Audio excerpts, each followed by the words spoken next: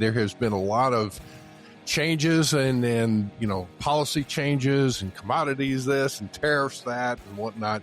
We're going to hit something a little different today, and I am really excited about this, Lalo. It's like kudos to you getting our guest booked on this. This is going to be a little different aspect, but I think it will be a great insight into the workings of a port and traffic as far as cargo traffic, and all that and whatnot. So I'm looking forward to this discussion, Lalo. Yeah, I am too. It's I'm actually first and foremost, I'm actually a little surprised she showed up. There's two very big things that happened in the last day or so. So number one, not big things, big factors. Number one, today we're recording on Ash Wednesday, so it's Wednesday, February 18. But as everybody knows, the day before Ash Wednesday is Fat Tuesday. And where else do you celebrate the biggest Fast Tuesday than New Orleans? And so our guest is from New Orleans and is in New Orleans. So I'm surprised she's here. So, but anyway, without further ado, we have Miss Kristi App. Oh, should I call you Madam App or Madam Port? No, I like to keep myself humble. Thank you, Lalo. Well, welcome to her. Now you're on the flip side, like Andy said. I mean, first we've had you as a broker and operator of a very successful brokerage there in New Orleans that your family has ran for many decades, in fact. And you're now on the flip side, not necessarily on the enforcement or anything, but more on the infrastructure side, which is really cool. Welcome to our show. Thank you so much. Thank you all for having me. You are very well respected in the industry. Folks, Kristi is one of those that she doesn't boast, but she definitely knows her stuff. And it's one of those that you're very well respected. You and I got to meet each other, I guess, at the NCBFAA conference, and got to interview you as we were doing clips for board members. Yeah. And that was quite interesting and all that. So anyway, saying that, it is really cool. I'm the Chief Commercial Officer for the Port of New Orleans. Why don't you tell folks a little bit of what you're doing now and how all this is working about? And I know that when it was announced that you were going to the port here, lots of folks were very pleased about this. So yes. Why don't you tell folks what's been going on here? Yeah, so it was an interesting into 2025 for sure. I had just spent a week in DC at the Government Affairs Conference for the NCBFAA, representing NCBFAA as their vice president, while also representing J.W. Allen and Company, my father's company. And went through my nominating committee interviews, was super excited about, potentially, continuing to ascend within NCBFAA. And, I was home for about a day and a half, and I was sitting in my sister's driveway, getting ready to pick up my dog after a week. And I received a call from our CEO, Beth Branch, just, asking if I would have any interest in joining the Port of New Orleans. And it really, really took me back and surprised me.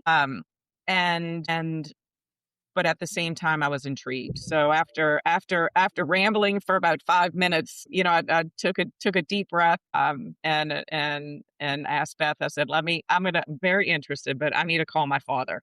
But it was awesome. I mean, it was the first time really throughout my career that I was, had an opportunity like this and had an opportunity to continue to go into a part of the industry that I'm incredibly passionate about, that I've done a lot of advocacy for over the years. But I was humbled and honored. And then from there on, talk to my father, which is always a bit of a tough conversation when you're telling, from two sides. You're telling your dad that, about this wonderful opportunity I have. And then I'm also telling my boss that, I'd like to explore another opportunity. So, and my dad, as always, if anybody knows Billy App, he's a wonderful man and very supportive, and has always been supportive of me and my career, and wanting me to be the best version of myself as his daughter in this industry. And fully supported me. So it was, and that was sort of the start of the process. And then, actually, I think he was thinking in the back of his mind also was like, cool, reduce port fees. No? Yeah. No. Yeah, Kristi, Yeah. work on that, will you, for us? Yeah, no, it was funny. I was like, people asked especially people who know my dad well, they were like, oh, we're so excited. They're like, how did Billy take it? I was like, well, it was, I said, we had some, I said it was almost a bit of a mourning process. But my dad is incredibly excited for me and he's incredibly proud of me as well. And that's, one thing from being in this industry, and especially being a woman in this industry, my dad's always supported my career and my growth, and always encouraged me to reach beyond even what I thought I could do. So he's equally as supportive now that I'm here at the Port of New Orleans. I think you had mentioned in the past and at the conference that you, when you talk about your dad, the one thing I will say, anytime you start talking about your dad, there is a very strong sense of pride as far as your dad. But your dad is obviously very proud of you. And I think you did you coin the term, he's a girl dad kind of thing or something like that? He's My very dad is pro. He is. It's yeah. before there was a name for it. Everybody's. I say with pride is my dad's the one who taught me how to be a feminist. My dad, when I first came into this industry, always told me, Kristi, don't let anybody give you any grief because you're a girl. You deserve to be here and you deserve every opportunity that you have. And so my dad always preached and pushed for me to be beyond that. And I remember at a time in the industry too, when I was younger, I was maybe 13 or 14 working on the working on the holidays for my dad. And there were certain clubs and buildings that, all the guys would go and hang out at. And if I needed to get my dad's attention, you would have to literally knock on the window, because, girls, whatnot, were not allowed in those spaces. To be where I'm here now, this beautiful background and the position I'm in, it makes me very appreciative. And, and I have my dad to thank for a lot of that. So as the chief commercial officer now for the port, what is it that your main duties and what's been the biggest challenge for you as you've assumed the role? Well, it's the Port of New Orleans is a wonderfully diverse port. So the Port of New Orleans, we're the sixth busiest cruise port in the country. We have a cargo division consisting of both container and break bulk operations. We have an industrial real estate sector as well with over 2,500 acres of property. And then we also own a short line railroad. So in 2018, the Port of New Orleans bought the New Orleans Public Belt Railroad from the city of New Orleans. So, we have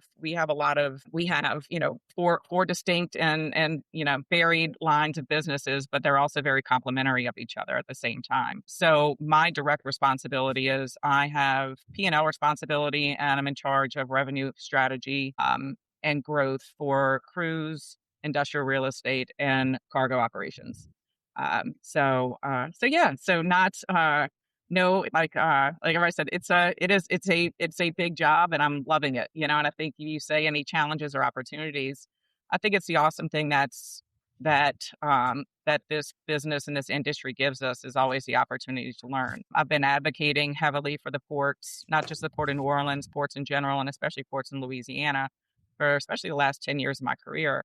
I've always known what ports do in general, how ports, make money, how ports operate.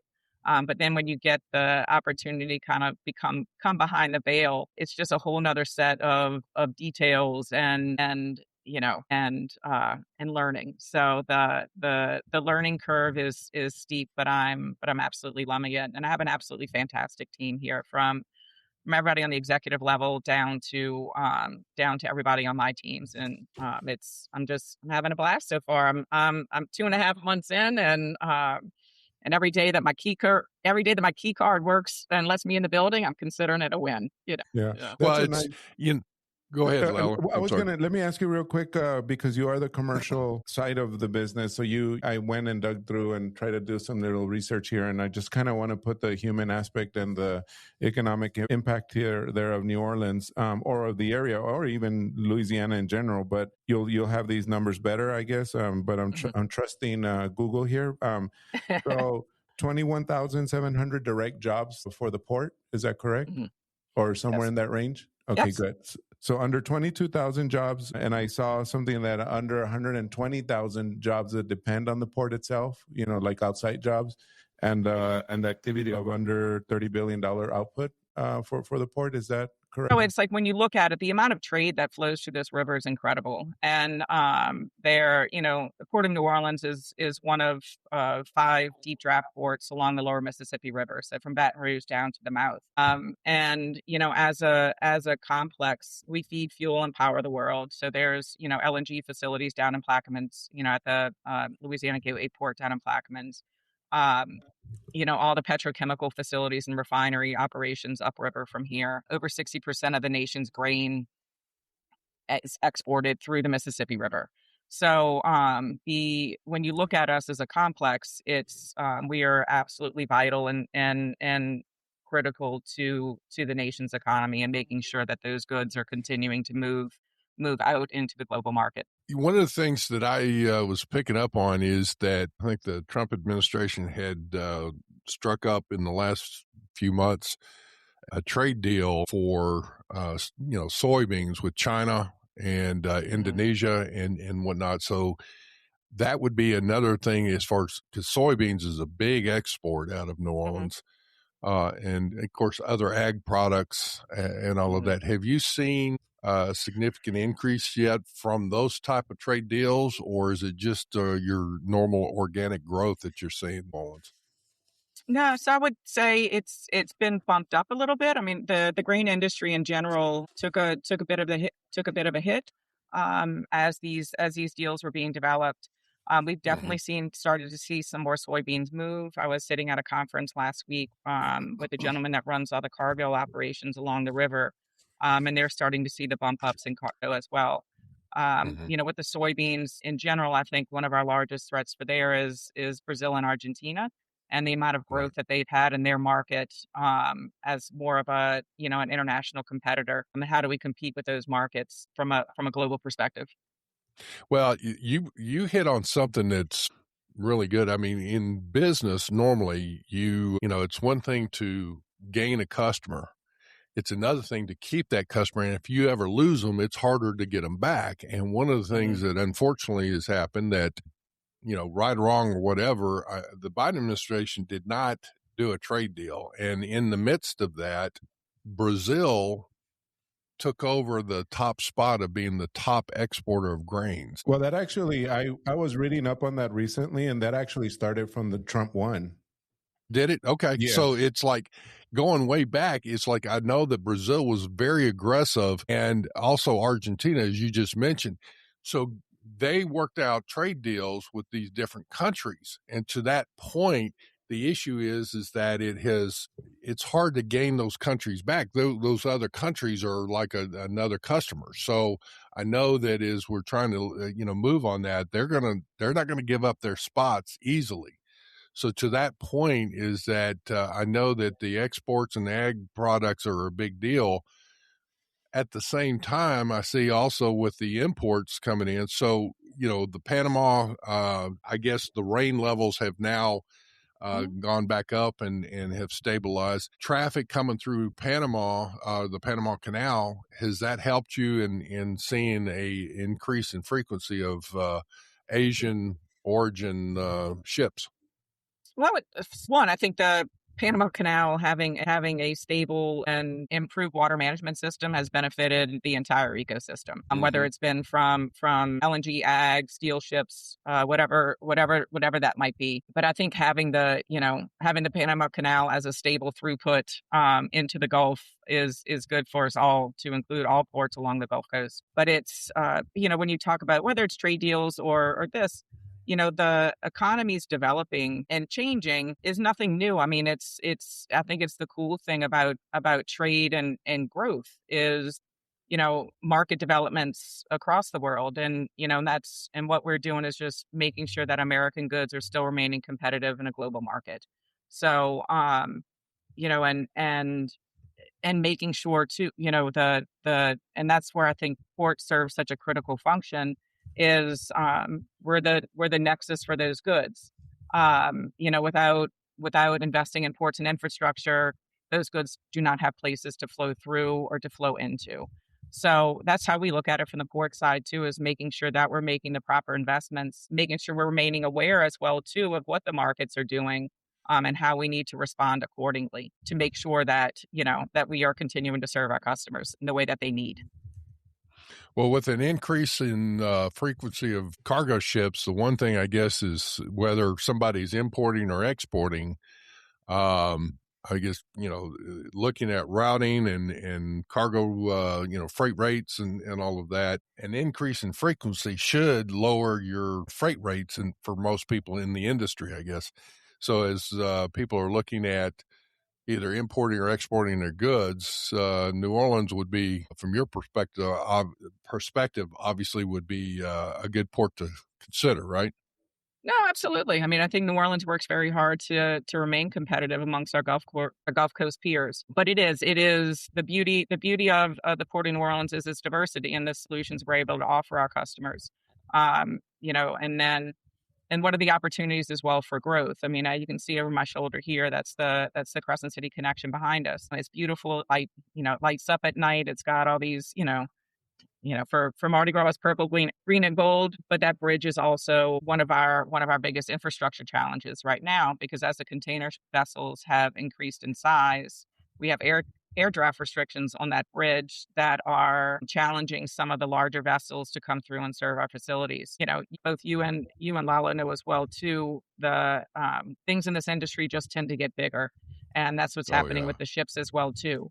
So we are, in 2020, the Port of New Orleans purchased 1,200 acres in Violet, Louisiana, which is about 17 miles downriver from our existing infrastructure right now, and plan to build a new container terminal down there, which at full build out will be at 2 million TEUs.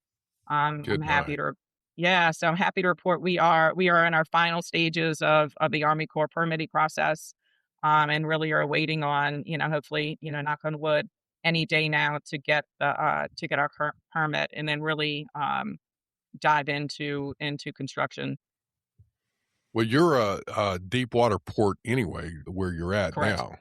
So I would assume that would be another deep water expansion down there. And 100%. If it's downriver, I guess the other issue there is it gives the chance of not staying away from some of those bridges, right? Absolutely. So I'm happy to report there are no more bridges south of here on the river. So that's our final impediment. And but yeah, I mean, it's a challenge, but we're really excited about the site downriver. It's obviously, you don't, and it's part of one of the things that brought me into here. Nobody, not many people get to be part of a $2 billion infrastructure, project. So it's exciting from that side. But at the same time too, it's critical for Louisiana. It's critical for the region. And it's critical for the nation's economy as to what cargo flows through the river and through our port. It's on a site along the river that self-scours. So, it's got a deep natural draft. The Mississippi River Channel itself is maintained at 50 feet of draft from the Army Corps. So it's this perfect marriage of a location and site. And we still have all the infrastructure. We still have the rail there.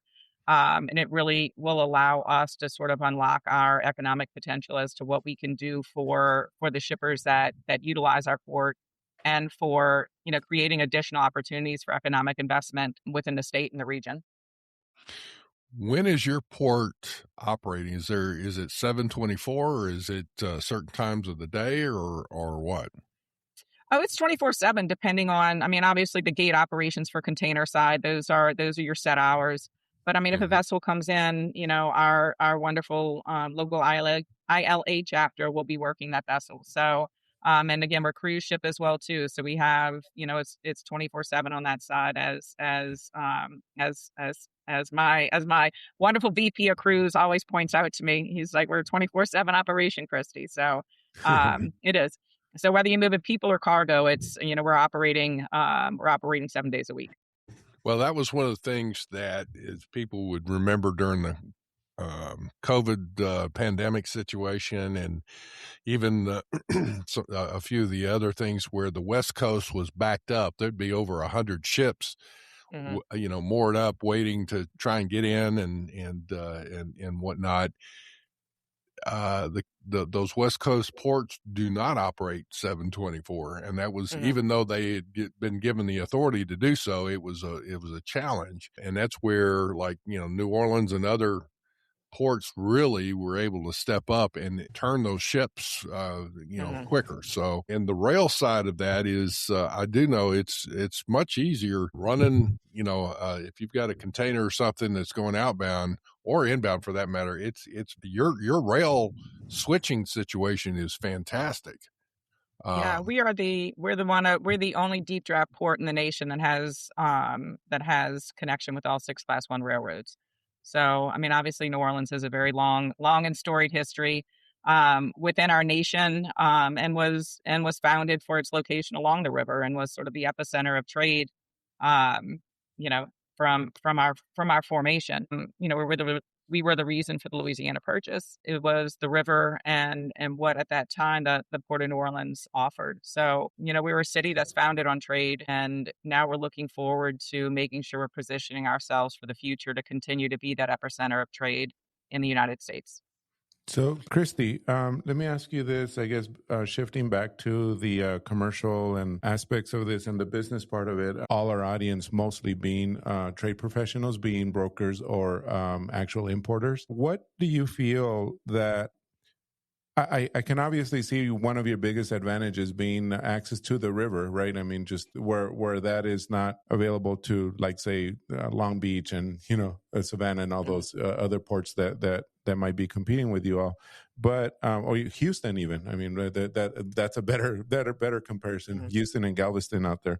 But you being on the other side, being a trade professional, prior to this, what do you feel is like something that you are able to now tell trade professionals being now on the port side? It's I think it's the beauty of the industry. I think coming from it with a from a sort of, I don't know, trade nerd background, based in logistics, is what we all know about logistics as well too, is freight. Freight is beautiful in the fact that it can move in many ways. So, when we look at ourselves as, what are the opportunities are and how we move cargo in and out. So, for example, we're one of the largest importers of coffee into the United States. It's usually between us and the Port of New York, New Jersey. And that's all import. And that is, comes in mostly via container, switches out, but that is kept here. But we're also one of the largest importers of rubber and steel. So, rubber comes in and then gets, put on rail and then goes into, tire manufacturing facilities. Or a steel, comes into the port and then moves further upriver into steel processing facilities or automotive processing. So, I think when you look at us, we're a true multimodal port. And so when I look at cargo and I look at the cargo that I used to move, in the private sector for J.W. Allen, it just gives me, from a commercial perspective, one, it's the knowledge of knowing that freight has a choice. So we have to make sure that from a port perspective, we're continuing to look at our natural advantages with the river and our infrastructure advantages with the railroad and our interstate system, and then really look beyond. So, like, when we look at what our opportunities are, what are opportunities for freight, I look at what is sort of our natural corridor up, which is the Midwest, St. Louis, Kansas City, Memphis. How do we work with the supply chains that move in and out of those hubs, and look to position, the port as us being an option for that type of freight. So I think it's, I guess I look at the from myself when we used to arrange freight, I don't know, for example, coming from my previous, work with J.W. Allen was, I would see how we would move things into the Midwest. And then, I look at us now building this new container terminal downriver, the advantages we have now, and like, how do we go and try to go after those markets and get them to shift? Outstanding. Well, I know that there's also been a lot of, you were talking about steel, there's also a lot of copper that's from Asia that comes through and whatnot. I know you're only 2.5 months into the role, as you said. So you're probably still getting your bearings here Yeah. and all that. What's maybe your top couple of priorities for the next year here? Well, I think for one, from a cargo side, it's, my sort of, personal and commercial goal is to one, retain all the cargo that we have now, repatriate cargo we've lost, and to grow more cargo opportunities into our network. So that's really our core goal. We don't want to lose anything we have, and we want to gain any freight we've lost. And we want to continue to look at opportunities for growth. And how do we position our assets as a port, as a landlord, as with the real estate we have, and quite frankly, with some of the tenants we have? How do we support their growth to make sure that we're creating opportunities for them to be able to continue to grow their business here at the Port of New Orleans? Is there anything that, from the industry perspective, being, from the brokerage side and whatnot, that people can or should do, companies can or should do, that would streamline as far as their freight going in or coming out, imports or exports, either way, that you can see thus far? No, I would say, I mean, I think a lot of our logistics professionals know, and I think they, nobody needs to be taught, nobody needs to be taught how to be lean or grow or create Right. solutions. I think that's the coolest part about being a logistics professional is you create solutions and you try to make the impossible happen. And I think the way we look at ourselves as a port is we want to make sure that we're making the proper, you know, investments in ourselves, make sure we're building the port that our customers need. And so I think from the port aspect, we're there to be able to sit there and listen and see what the market wants and make sure we're building a port that our customers want and need and will help them grow. Again, you don't really, not many people get an opportunity to build a greenfield container terminal. And that's what we have. That's what we're doing downriver. And we are doing a lot of stakeholder input as to, what does the market want? What does the market need? And make sure we're going to be building a port that then is able to serve those needs of our customers, whether it's our shippers, our ocean carriers, and really listening, because I think if you do it within a silo, that's where things can get a bit sideways. But we have a great chief operating officer here, a good team, that's really working hard to make sure and working along with us, especially on the commercial side, to make sure that the operations of our port are going to match our commercial needs. Well, your experience, you've done probably every aspect from the brokerage side. You said you were working for your father at age 13 and Yeah, whatnot. And you've probably done everything from being a runner to the absolutely. entries to the logistics Yeah. to everything else. All of that has obviously prepared you for the role that you're playing in, as well as, I mean, again, you are an extremely effective executive, very highly respected in the industry and whatnot. Has there been anything in particular that you can look at that go, I am so glad that at the time I hated it, but I've worked through either an experience or courses or whatever that prepared you for where you're at now? I think, yeah, I reflect on that a lot, and especially over the last, couple of months. I was very blessed to come out of a smaller family-owned operation where I never was siloed. I started out doing export operations on the freight forwarding side, and handled. My first account was frozen poultry. And the Port of New Orleans is one of the largest exporters of frozen poultry. So, it's like so when I talk to our poultry customers, it's I speak the language, or the same. Then I moved into handling chemical exports. And this is a huge chemical corridor coming out of here, and the Port Yeah. of New Orleans supports that from that side. So I have a great understanding of the operational side before I moved into imports, became a broker, and then ultimately moved into business development, and then really moved into more running the company from that side. I had a tremendous opportunity for those 6 years, from being a board of director with NCBFA, then to moving into an officer position, to really learn the trade piece, and how, that trade aspect, factors into it, the role of CBP, the role of our other government agencies, and how, that entire regulatory ecosystem affects trade. Obviously we stand with this administration, is, the use of trade agreements and tariffs um, to influence policy and create policy. So, having the awareness as well too of, even though that I'm working for the Port of New Orleans now, I still need to continue to monitor the agreements that are coming out of USTR because, those are going to govern the movement of the freight that comes in and out or could affect, the volumes that are going to be flow through New Orleans.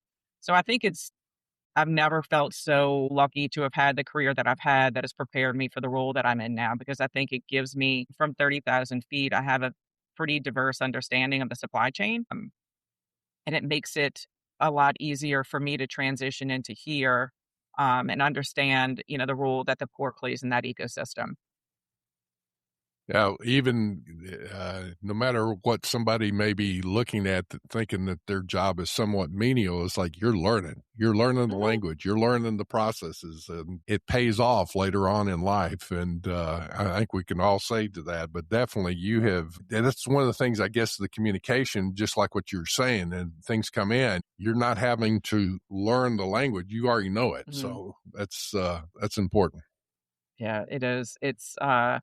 But it's also humbling at the same time too, and I think it's the really cool thing about our industry is, like I'm learning, we all tease with whether it's TSA or CBP and, all the acronyms and the lingo and, we think we speak a different language. I'm learning a whole new language on the port side as well too. So, there's a whole, yeah, there's a whole new series of definitions and lingo that I'm picking up on here, but it's fun, and that's the awesome thing about our industry is, if you're not learning in this industry, you're doing something wrong, because this industry blesses us with the opportunity to continue to learn something new each day, and that's really really the fantastic thing about it.